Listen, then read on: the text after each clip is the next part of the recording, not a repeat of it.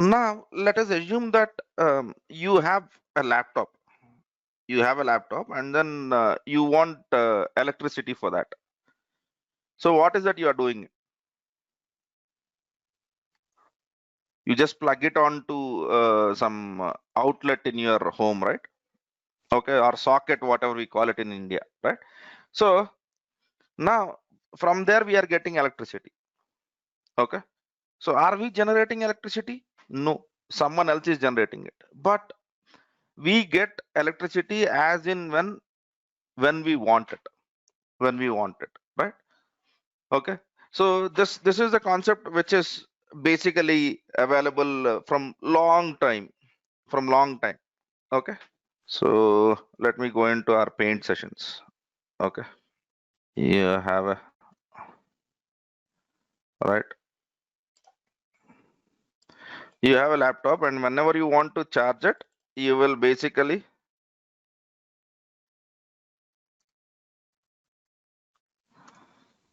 right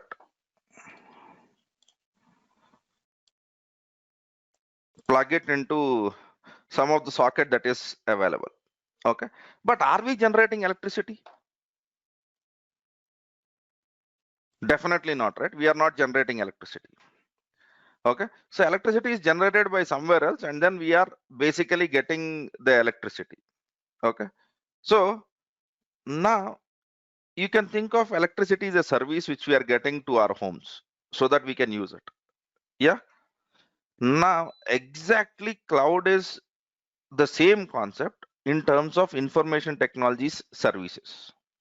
So for example, I want a database, right? You really don't need a server.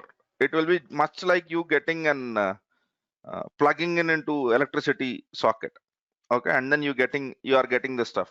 Okay, so making services which are related to technology readily available for you, even though you don't have the infrastructure, is this whole world of cloud computing, right? So cloud computing is all about building information technology services to you.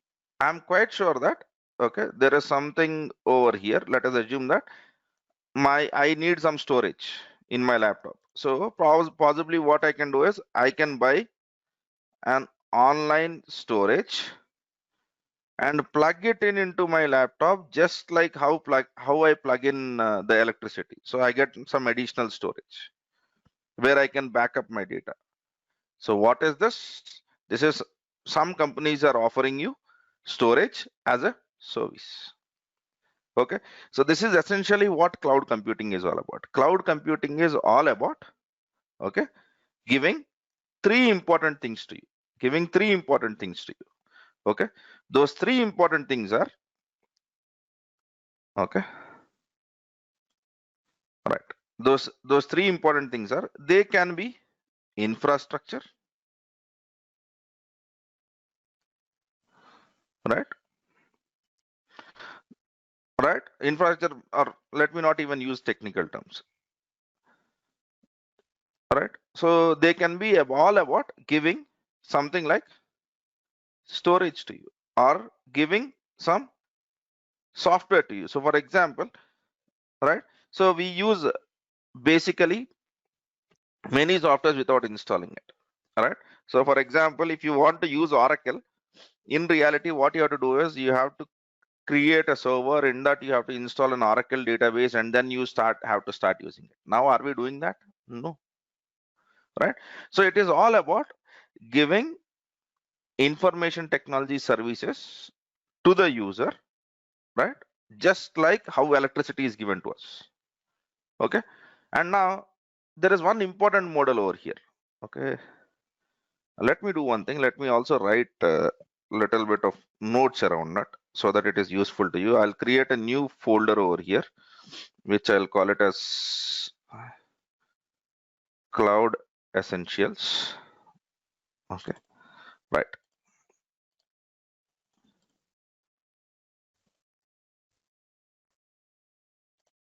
Okay, fine. So how is electricity charged? Our electricity is charged based out of your usage. So there is some meter around our electricity at our homes, right? In the same way, our information technology services or whatever that is given also will have some sort of meter. So if you understand your electricity at your home very well, it is very easy for you to understand the concept of cloud. Okay. So, right. Okay. So let me speak about analogy. Analogy is when an electric appliance needs power, we plug it in into socket. Okay. We pay the electricity bill for whatever we have used. Okay, why? Because electricity is metered or measured. You can metered is a simple term which I think. Okay, and now okay, if you see now electricity is readily available. Okay, in our home,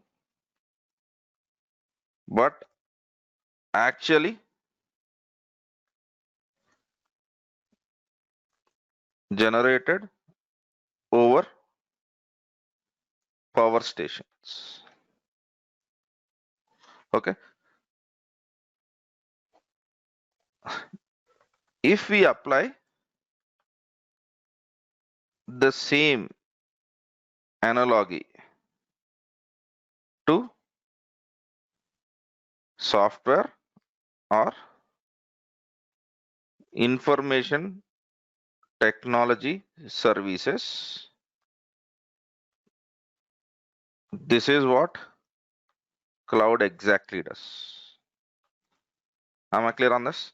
So whenever you're learning cloud, let it be any cloud on the planet, this is basically what any cloud does. Just like how electricity is distributed, okay, and is made it available to anyone for usage, and the electricity will be metered or measured. In the same way, your cloud computing or cloud also will be measured. That's it. That's a very simple way of looking at it. Am I clear on this? Right? Fine. So in electricity, we have your governments or some private companies doing the trick. But in the case of cloud, we have commercial providers like Amazon, Google, or Microsoft basically doing the trick for us. Right? So this is exactly what it is. Right? Okay. So let me basically try to tell you one more interesting thing about cloud. Okay. Right. So we all know about this. I'll try to draw one interesting image. Okay. So let us assume that we have, okay, I'll not do this. I have 4 circles. 1. Okay. Okay. Okay. Oh, it will be difficult to draw this as it. Let me try to draw it in this one.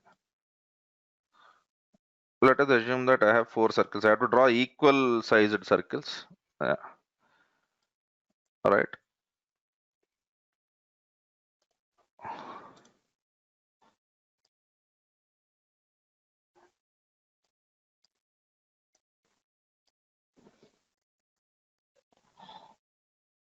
Right.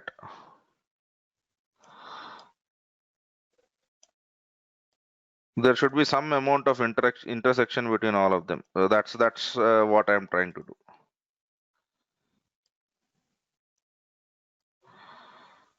Okay, it might look like a mess, but it's okay.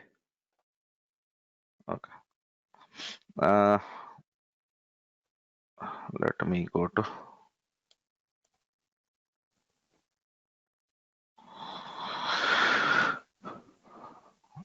Okay, I'll use this copy.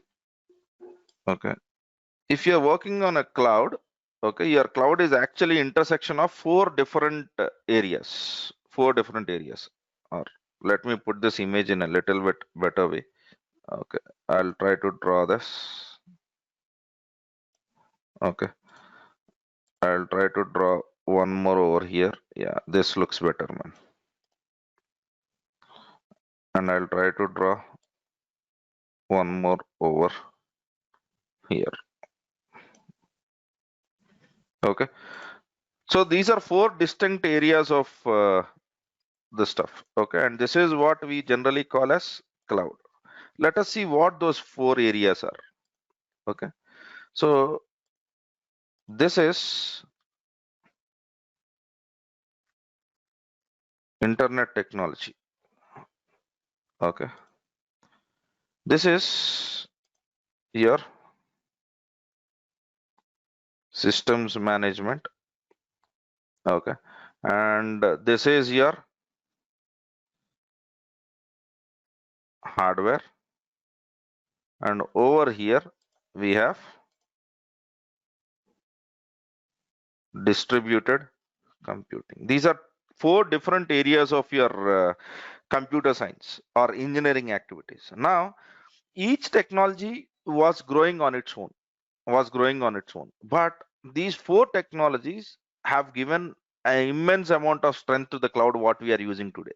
Okay, so in hardware world, okay, I'm quite sure that okay, there is a concept called as hardware virtualization. Don't worry, we'll be speaking about all of them if you don't know it.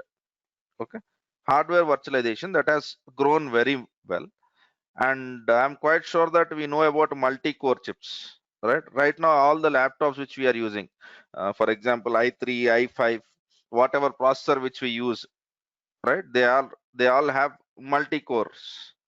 Okay, so in internet as a technology, we have a service-oriented architectures. We have something called as Web 2.0. We have web APIs. Many things that are happening over here. Okay, so in the systems management in your organizations, many companies have started doing data center automations. All right. So in distributed computing, we have okay some clusters being formed. We have utilities, and we have grid computing. Okay. So any cloud technology as such, in principle or in theory, tries to take best of the worlds from hardware industry, from your systems management, from the internet technologies that are happening, and distributed computing that is happening. Okay, even if you don't know the terms, that's absolutely fine, but just understand one thing. Okay, cloud is convergence. If you see all the four diagrams, all four circles are converging at one point. Okay, which means it uses hardware technology, it uses data center automation, it uses internet technology, and it uses distributed computing. Okay, four very widely used areas in IT, but they were used independently. Now what cloud does is cloud tries to use all of them. Okay, so let me store that image, save, C drive, classroom notes, cloud essentials, new folder, images, and let me call as okay, cloud essentials. Okay, or let me put it as cloud one. That is much simple. Okay, so right,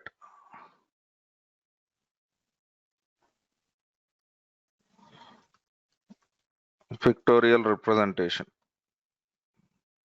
Okay, so for the people who are new to my classes, don't worry about what I'm writing over here. This is all to give you some reference after the class. Okay, so The reason why the format which I'm writing is called as Markdown format, and when I can convert this into HTML, and this will be shared to you, and you can look into onto a web page. That's the whole idea. Okay, right. Okay, now let us basically start our journey. Okay, so when you look at all of these four areas, this is where cloud requires you to know many things. So in cloud, you need to understand a little bit about data centers. You need to understand about web technologies. You need to understand a decent amount of hardware. You also need to understand about something called as distributed computing. Okay, so this is where this is our learning curve. So if you know decent amount of hardware, you might come from a hardware industry. You might be very good over here. Okay, but right. So this is one more area, data center automations. Right. So you might be working in internet technology, or you might be working in grid computing, or you might be working in cluster management and all of the stuff, right? Cloud takes care of or takes best of all of these worlds. Okay. And this is where our requirement of learning everything or understanding many things comes into play. Am I clear on this so far? Yeah. Same pictorial will apply for the where we get the stack. Yes, it will apply, but the whole point is I'm not trying to tell that it will not apply for single server also. Cloud I'm trying to speak. I'm not speaking about public cloud or Amazon's cloud. Cloud as a concept has came in from here. Okay. So once we understand the various different models, then we will basically look into what are the different things that can basically happen. Okay. Right. Now, let us try to understand this. Our cloud is trying to give us services. Okay. And what do I mean by this service? What do I basically understand from this? Okay. Or what is this cloud computing all about? Okay. Right. Okay. Let me give a small experiment now. Let us do a small experiment. Okay. So you just think and tell it to me. How do you do this experiment? We are starting a new project for airline reservations. We are starting a new project for airline reservations. Okay. And for doing this airline reservations, we need some kind of softwares to be running. So we have the software ready. So let us understand how that softwares work. Okay. So, all right, fine. This is vendor. This is mobile app. This is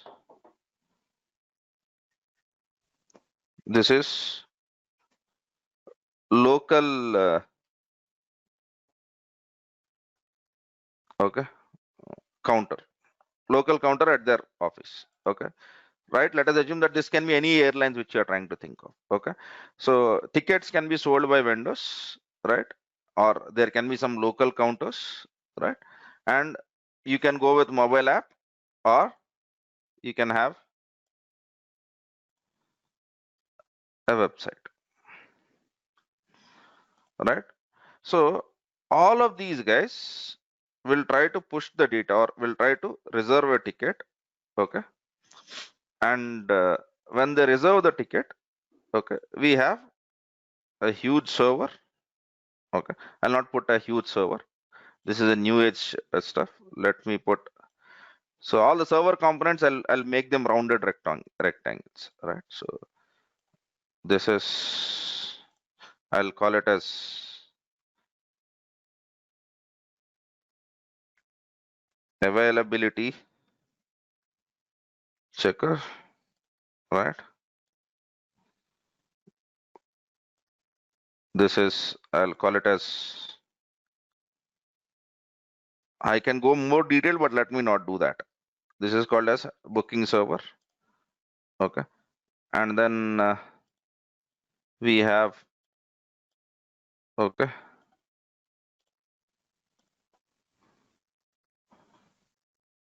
database. Okay. And then I'll call this as invoice generator or ticket generator, whatever you call it. Ticket generator. Now, okay, whenever along with this is your organizational website, but along with this website, you might have, okay,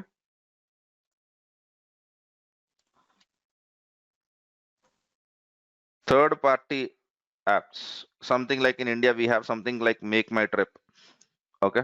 So, which is not our airline system, but it can book tickets for you. There might be many third party vendors like Amazon Pay, whoever, right? They might book a ticket for you. Now, what happens is, okay, so all of these clients, okay, will send a request to your servers for booking a ticket. Okay. It might go for availability checking. If availability checking is success, then it might go to a booking server. Okay. And once the booking is done, it might go to a database. It might store the record, and then it might generate a ticket. Okay. Once it generates the ticket, and also ticket might be stored in the database, and then you would get a response back from a ticket generator. Am I clear on this? Fine.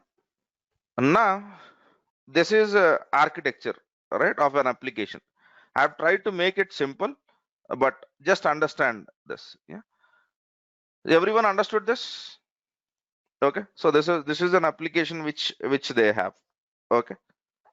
So many different clients, right, and many different server components.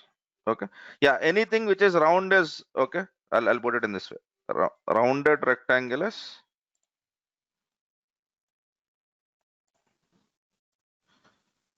server component or server,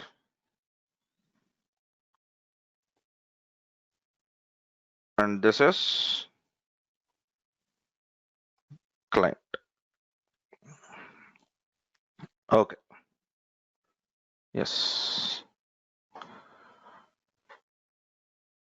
Shiva, I will answer that question at the last. Please try to understand this is for Azure also. Yeah. Right. Okay. Now this is what you want to run. Now to run this kind of infrastructure, how many servers do you need?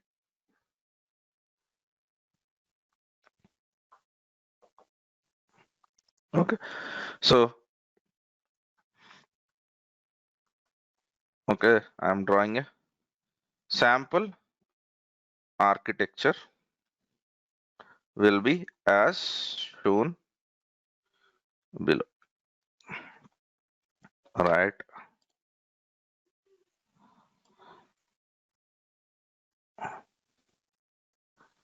Right. Let me save this. I'll call it as cloud 2. Okay.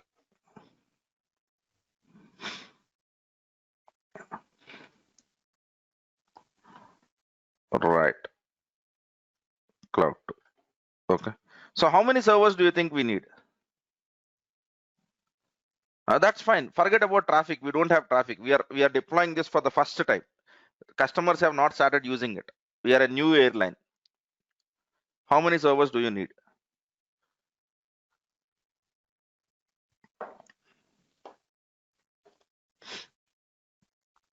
Okay. So 1, 2, 3, 4. At a bare minimum, we would require 4 servers. Yes, you are right. Okay. So number of servers required to run this architecture at a bare minimum are, okay, 4. Okay. How 4? Okay. We would require a server for availability checker, one server, right? Booking server, one server, right? And ticket generator,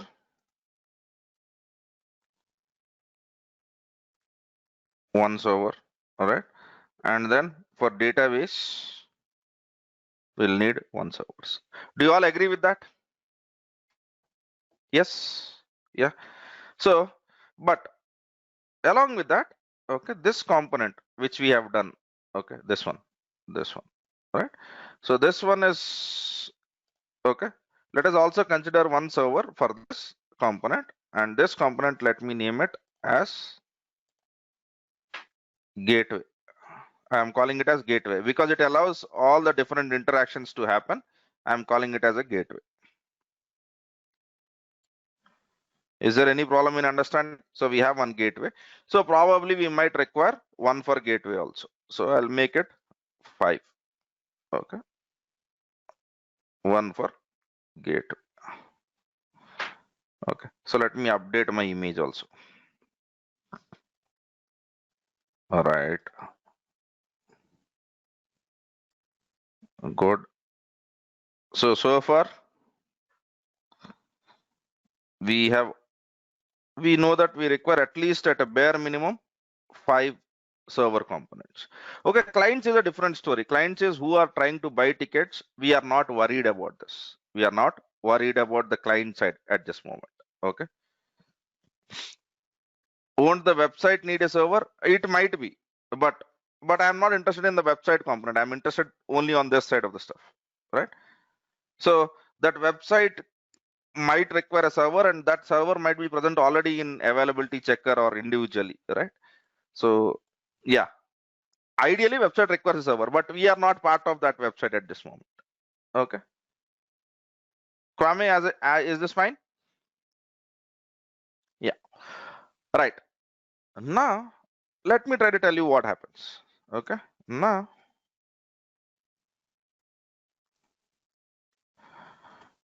what will you do if database crashed? So now this is your situation. Your database has crashed. If your database crashed, okay, will you be able to do anything? So this was the current situation.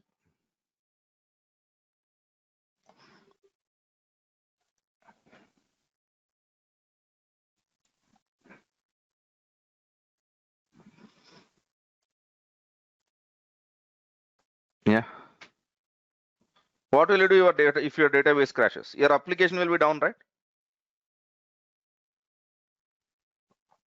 Yeah. Now you are coming up, right? You are telling that okay, fine. We might need one more server for having a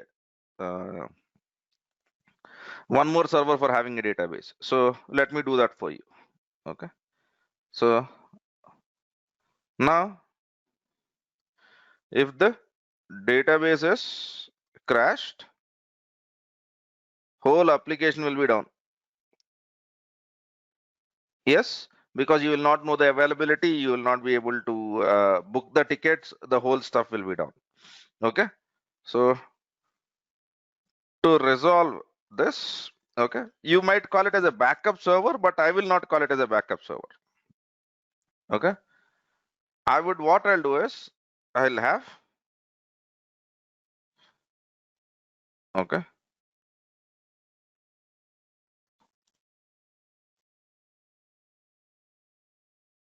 secondary database. I'll have a secondary database which is always in sync with this database. So I have two databases now. One is I'll call it as a primary database. The second one is secondary database. Yeah, right. So now any data which you insert into this database should also go. This is something which your organizations are doing right now. This has nothing to do with cloud. Okay, I'm just trying to see what happens when you try to solve problems in IT. How does that infrastructure grows? Yeah, You can call it as a failover server also, right? Yes, primary and secondary database. So now we have two databases in play. Do you all agree to this now? Now, even if this database crashes, we have a secondary database which can still run the show for us. Do you all agree with me on that? Yeah. So now what is that we are trying to achieve with this? Even if our application, some components of our application are gone wrong, we are still making our application available. Yes or no? Okay. So our database has failed, but still we are able to automatically recover from that failure. Do you all agree to this? Okay, I am trying to make my database available in the cases of some failures. Okay, and even if the database has failure, I have a recovery plan for that. Okay, yes. So these will all lead to interesting definitions. Okay, so right now indirectly we have defined two terms: high availability and fault tolerance. But don't worry about it. I'll not get into those terms. Okay, so cloud 4. Okay, fine. To resolve this,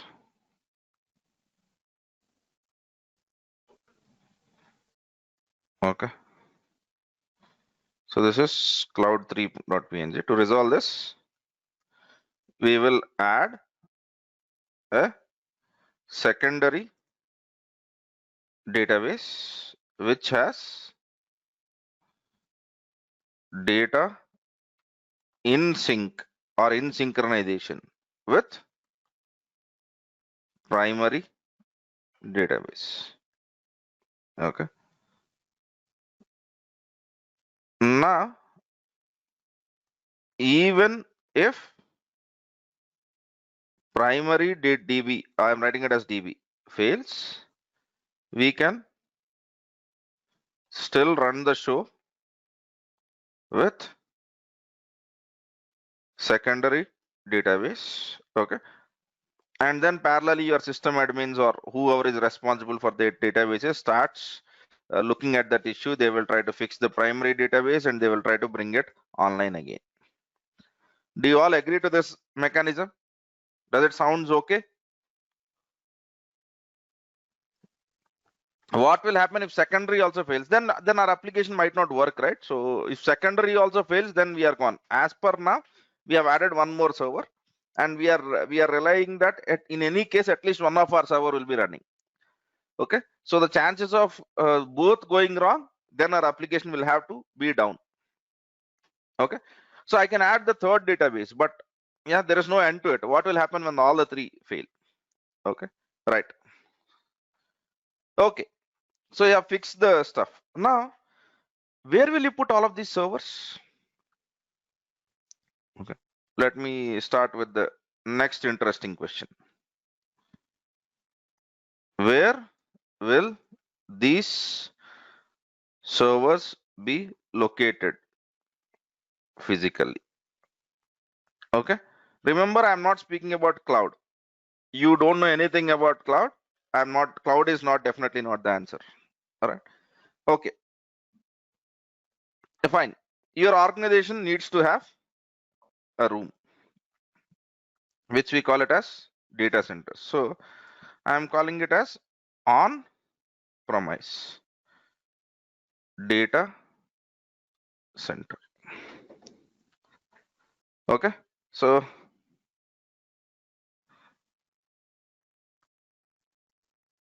right, on premise data centers. Right, okay, now let us assume that your organization has a data center in New York. Okay, and all of these servers are also will be in New York in your company's database centers, right? So now let me speak about this scenario.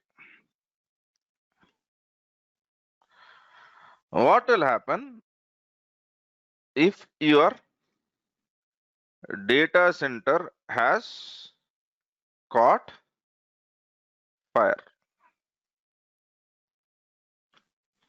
These are all very, what do you call, kind of questions which we should not ask, but it's okay, right? We have to design. We are learning as a part of that.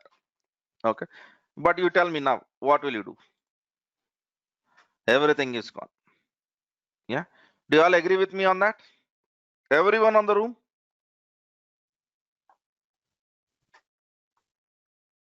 Yes, but is that okay? So are you trying to tell that okay, when your data center has caught wrong, you will be losing all the data? Is that okay for you as a business?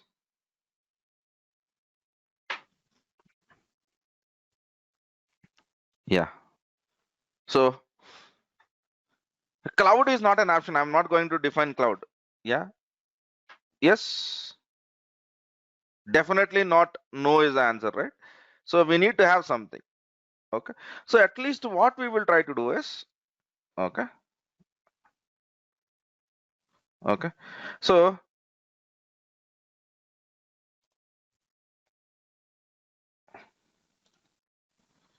fine.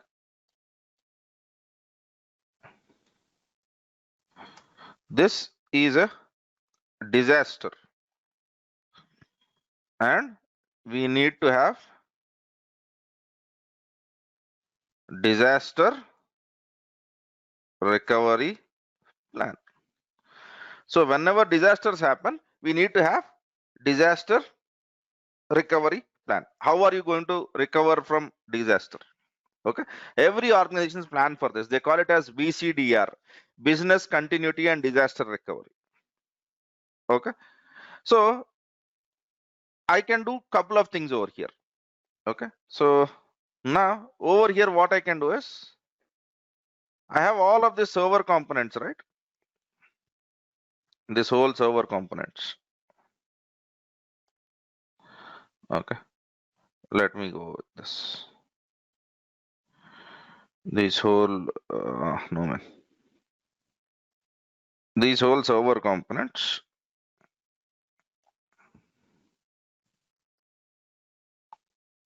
Okay.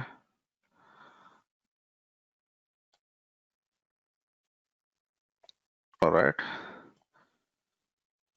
I might have. Okay. Let me do one thing. This requires a little bit of strange images from me now, but that's okay. Okay. All right. I'll call it as site 1. Okay. Let me call it as New York. Okay. Then I'll go with site 2. Let me call as North Virginia. My company has 2 different locations, and I am trying to have, okay, this, look at the image, it becomes very much clumsy, okay, going down the line. Okay, but it's okay. We have to, I think you have understood the image, so I'm taking this liberty of basically drawing it. Okay, so site 1, New York. Okay, and site 2, okay, North Virginia. I'm just drawing 2 different locations. Your company has 2 locations. Okay, now, okay, fine, it's okay. All right, so I'm calling it as site 1 and site. Now over here, okay, if everything is right, it will go to site 1. But if site 1 is not working, it might send the data to site 2. Okay, so site 1 and site 2, and let me also draw boundaries over here so that they are easier to understand. So we have site 1 and site 2. Okay, so don't worry about the architecture of it. I'm just trying to tell that we have two sites now. Okay, one in New York, the other one is okay, North Virginia. Okay, so this could be one possible solution, yes or no. But what is the problem with the solution?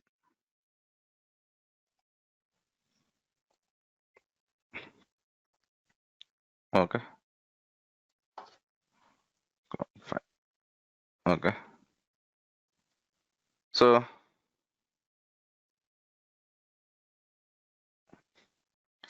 let's go with two data centers in two locations of our enterprise. I'll go with enterprise. I'll not basically. So this is 5. Okay. What is the problem with this? Can you anyone tell me what is the problem?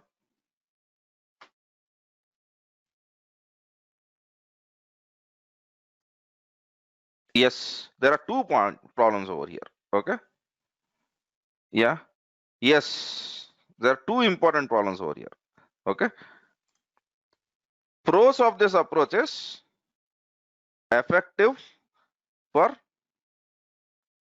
disasters. Cons of this approach is it is costly and it requires okay decent connectivity between two sites. Okay, and to be very specific, or my one word answer for this would be it would be a rich man's solution. It would be a rich man's solution. Okay, now shall we find out what is a poor man's solution?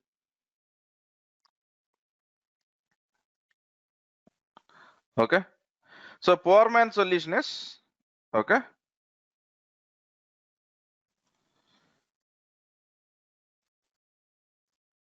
Take the whole backup of everything.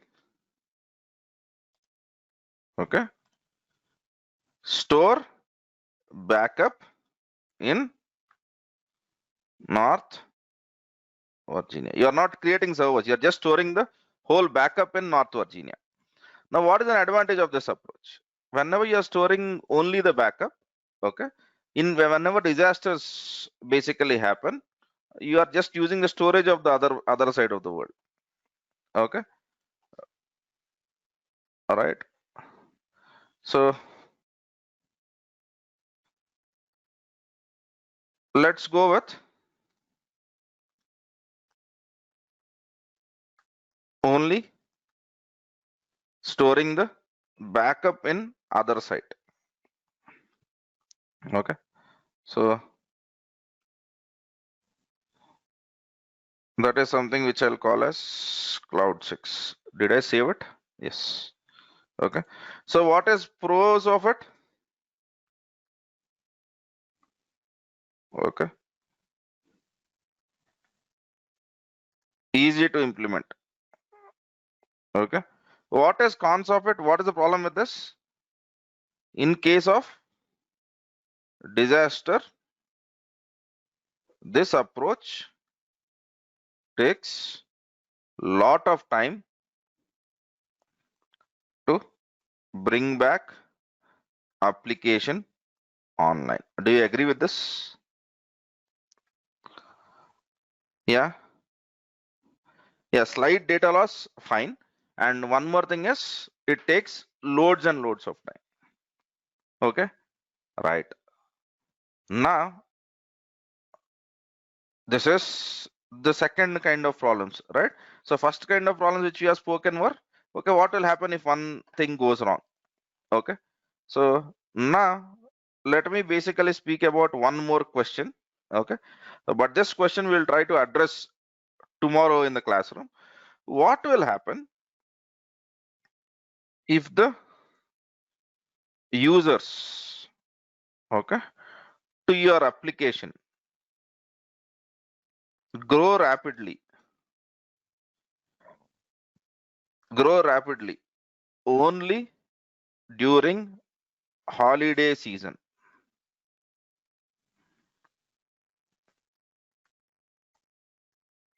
Okay, normally you will not have too much of traffic, but only during holiday season there are loads and loads of users who are coming into your airlines because your airlines might be giving them better plans. Your airlines might be giving better plans. Yeah, right.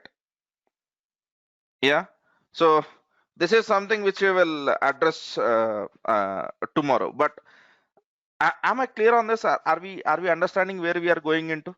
We are establishing the problems with the current data centers, and then we will basically get into a cloud, and in that process we will also understand what are the essential stuffs. Okay, so we will continue scaling this architecture. We will look into what are the problems with this architecture, and then basically we will get to know all the concepts of cloud. Okay, but first let us try to understand different areas of cloud computing. Okay, so then we will define we'll write down all the problems over here, and these problems will help us in designing solutions in the cloud, right? Yeah. Okay guys, I think yeah, in interview what type of questions will they ask? If you don't know the basic stuff, they may check out. So in the free time I can learn that. See, in interview in cloud and DevOps, the questions will be very much situational.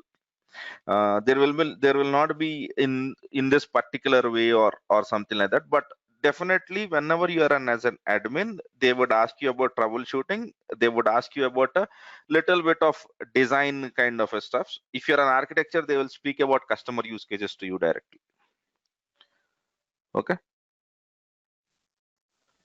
Okay, man, so I'll stop it at that. Thanks for watching. For more videos, subscribe our channel and click on bell icon.